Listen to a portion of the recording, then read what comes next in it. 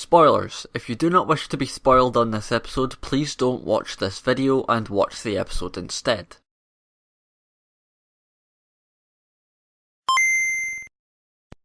Thanks for the Memories is a Rainbow Dash centric episode which, considering last season with bad episodes like Rainbow Falls, I was kind of burned out on Rainbow Dash for a while. It kind of returned to how I felt about her in season 1 and 2, but this episode pleasantly surprised me. I was excited to see an episode with Tank in it because honestly we haven't seen him in an important role since season 3's Just for Sidekicks. So was this episode any good? Well, no episode is without its problems, so let's find out.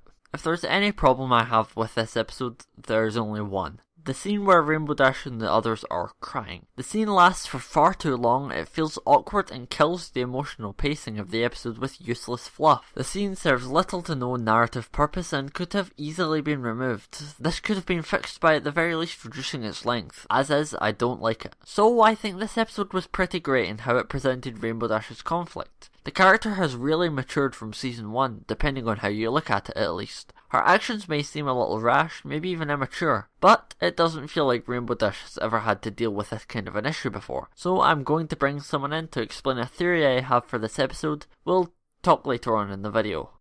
Hello, I'm Dr. Critic, expert in psychology, and I have noticed in this episode a pattern, a familiar one. This episode follows the formula presented in the Kubler-Ross model, or more widely known as the 5 stages of grief. Rainbow Dash presents each of these 5 stages in perfect order. Before we get started, the 5 stages are denial, anger, bargaining, depression, and acceptance. And we see these throughout the episode. So without any further delay, let's get started.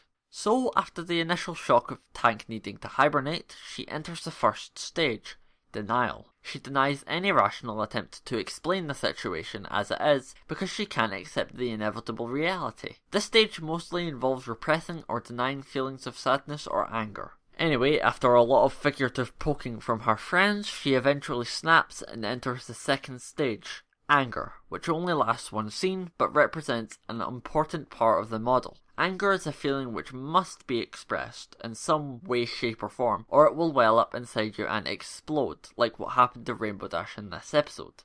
Next on the list, Rainbow Dash decides to stop winter from coming, entering the bargaining phase. She tries to sabotage the weather team by destroying Cloudsdale's weather factory. This is perhaps the most loose application of this stage, and it's up to you whether it applies. I see this stage as any kind of extreme action with the intent to delay or prevent the traumatic event which started the cycle. Second to last, the depression stage, where Rainbow Dash isolates herself and, as Rarity puts it, she loses her sparkle. She has almost accepted that Tank has to go away. He has to hibernate.